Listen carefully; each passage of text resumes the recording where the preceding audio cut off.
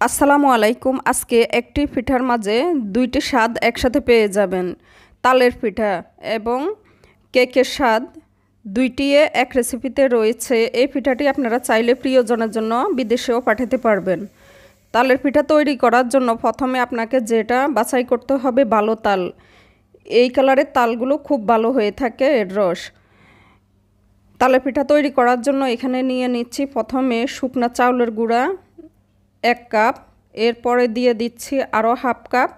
আমি এখানে যে কাপটা ইউজ করেছি 250 গ্রামের। এখন দিয়ে দিচ্ছি 1 কাপের মতো আটা, আপনারা চাইলে ময়দাও দিতে পারবেন। এখন দিয়ে দিচ্ছি বেকিং পাউডার 1 চা চামচ, দিয়ে দিচ্ছি 1/4 কাপ মিল্ক পাউডার, দিয়ে দিচ্ছি হাফ কাপ চিনি। আপনারা মিষ্টি পরিমাণ আরও বেশি খেতে চাইলে আরেকটু বাড়িয়েও দিতে পারেন। এখন দিয়ে দিচ্ছি 1 কাপ ঘন তালের রস। তালের রসটা যত ভালো হবে পিঠার টেস্টটা ততই ভালো আসবে। আপনারা দেখতেই পাচ্ছেন রসটার ঘনত্ব কেমন। দিয়ে দিচ্ছি 1 চিমটি পরিমাণ লবণ। মিষ্টিতে আপনারা লবণ খেতে পছন্দ না করলে স্কিপ করবেন।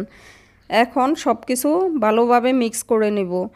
প্রথমে অল্প করে রসটা দিবেন, পরে আস্তে আস্তে মিক্স করে নেবেন। যদি শুকনা গুঁড়া না হয়ে থাকে, কাঁচা গুঁড়া হয়, তাহলে আস্তে আস্তে মিক্স করবেন। আমি এখানে একসাথে দিয়েছি কারণ এই পিঠাটা আমি আগেও বানিয়েছি, তাই আমি একসাথে দিয়েছি। আপনারা অবশ্যই অল্প অল্প করে রস দিয়ে মিক্স করে নেবেন। দিয়ে দিয়েছি 1 কাপ নারকেল। নারকেলটা দিয়ে এখন আবার ভালোভাবে মিক্স করে নিব। মিক্স করে নিয়েছি।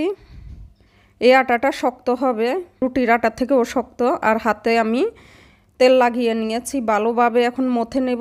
যত ভালো মথে নেবেন তত ভালো পিঠাটা হবে।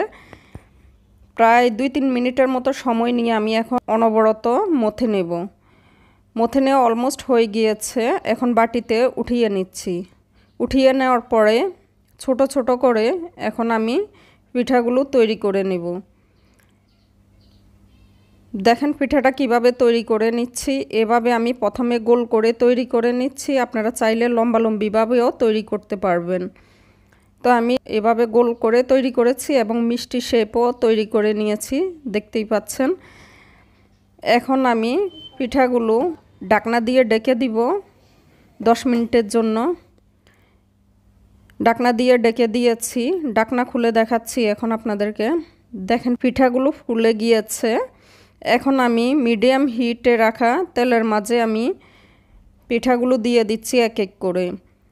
আর এই পিঠাগুলো অবশ্যই মিডিয়াম টু লো হিটে ফ্রাই করে নিতে হবে। আপনাদেরকে আমি আগুনটাও দেখিয়ে দিব কতটুকু তাপমাত্রায় রেখে আমি পিঠাগুলো ফ্রাই করে নিচ্ছি। এই পিঠাগুলো আপনারা চাইলে আপনাদের প্রিয়জনের জন্য বিদেশেও পাঠাতে পারবেন। এই তালের কেক পিঠাগুলো সপ্তাহ 10 দিন পর্যন্ত ভালো থাকবে। যারা খুব ব্যস্ত থাকেন ছোট ছোট বাচ্চা নিয়ে বা কাজ নিয়ে, তারা এই পিঠাগুলো একদিন তৈরি করে সপ্তাহ 10 দিন পর্যন্ত খুব মজা করে খেতে পারবেন। তাহলে বারবার আর তৈরি করার ঝামেলা থাকে না।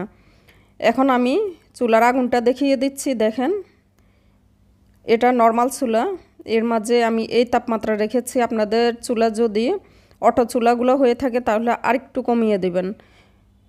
পিঠাগুলো আমি উল্টে পাল্টে ফ্রাই করে নিয়েছি, এখন নামিয়ে নিচ্ছি।